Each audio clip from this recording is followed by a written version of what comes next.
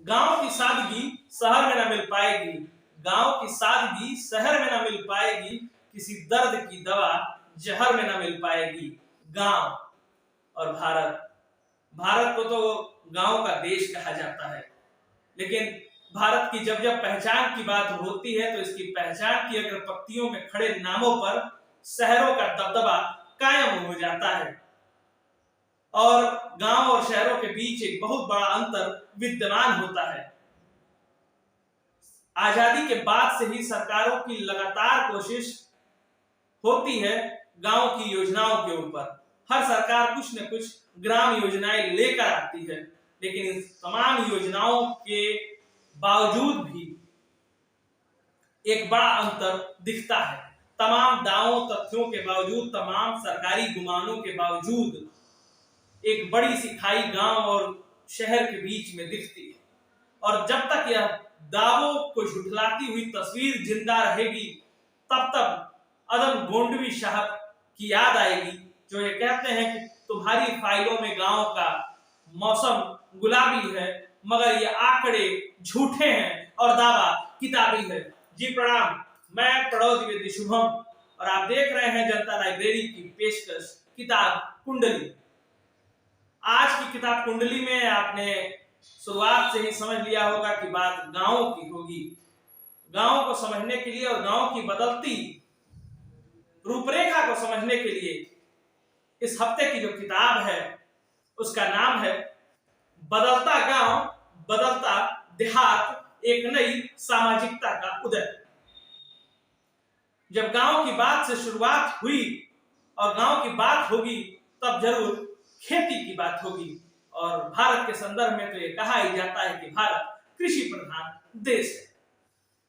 तो खेती के नवाचार, खेती के पारंपरिक तरीकों के बदलाव, खेती में रोज नित्य हो रहे भौगोलिक स्तर के बदलाव, पारंपरिक स्तर के बदलाव से शुरुआत होती है इस किताब की। इसमें दर्शाया गया है कि किस तरीके से काश्तकारों के भेद होते हैं, काश्तकारों का भी जो वर्ग बंटवारा है वो किस तरीके से होता है। उसमें जातीय बंटवारा है, क्षेत्रीय बंटवारा है, सामाजिक बंटवारा है।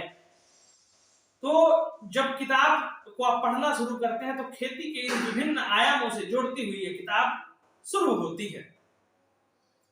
किताब के कुल 6 चैप्टर्स में से, 6 भाग में से जब आप दूसरे भाग की तरफ बढ़ते हैं तो लोकतंत्र की कीमियागरी, यहाँ पर भारत जैसे देश में जिसमें लोकतंत्र के उत्सव होते रहते हैं, भारत के गांव के मुख्य आकर्षण में लोकतंत्र का उत्सव का एक प्रमुख अंग प्रधानी के चुनाव का, पंचायत चुनाव का जिस तरीके से विवरण है, जिस तरीके से अब पिछले 2 दशकों में परिवर्तन आया है, बृहद रूप परिवर्तन हुआ है, उसका एक दिलचस्प विवरण है।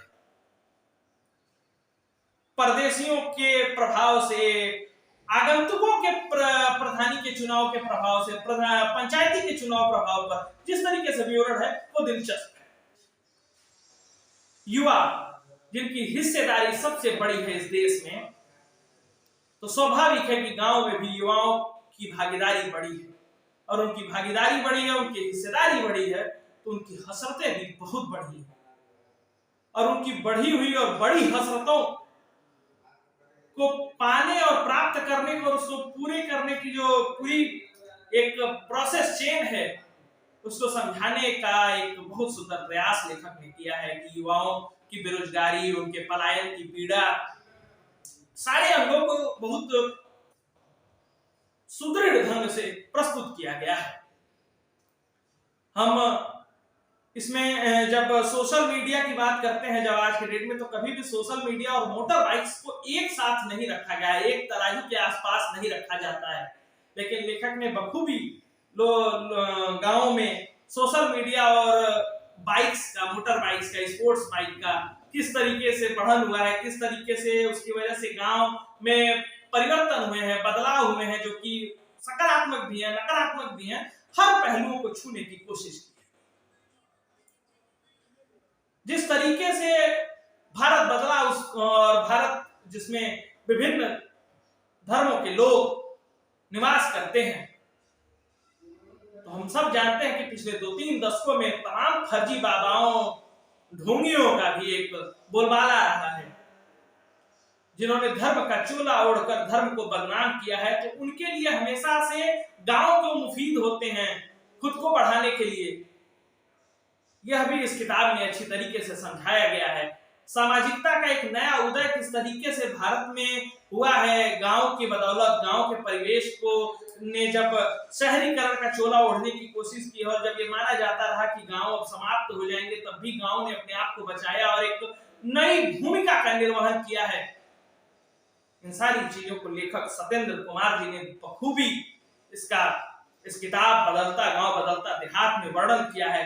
गोविंद वल्लभ पंत सामाजिक विज्ञान संस्थान इलाहाबाद में अध्यापन करते हुए इनकी तमाम सारी रिसर्च की ही ये देन है कि पश्चिम उत्तर प्रदेश में खुद के अनुभव से जब इन्होंने ये किताब लिखी है, तो ये मात्र पश्चिम उत्तर प्रदेश का बयान नहीं दर्ज करती है, अपितु उस माध्यम से पूरे देश के गांवों का बखान और बयान दर्ज करती है। किताब की बात करूं तो ऑक्सफोर्ड यूनिवर्सिटी प्रेस ने इसे छापा है। कीमत है 275 रुपए। तमाम विभिन्न वेबसाइट्स और जो किताबों की दुकान होगी वहां मिल सकती है। जो लोग बड़ौलगंज के आसपास हो वो जनता लाइब्रेरी पर आके पढ़ सकते हैं, ले जाकर घर पढ़ सकते हैं। तो जिन्हें भी गांव को समझने के लिए, गांव की बदलती भूमिका को समझने के लिए, परिदृश्य को समझने की कोशिश करनी हो, वो इस किताब को पढ़ सकते हैं। आज की हमारी ये किताब टोटली की पेशकश पहली बार खुद जनता लाइब्रेरी से है। आपको ये हमारा कार्यक्रम कैसा लग रहा है बताइएगा जरूर। हमें और कौन सी किताबें पढ़नी चाहिए ये भी बताइएगा। बहुत बहुत धन्यवाद।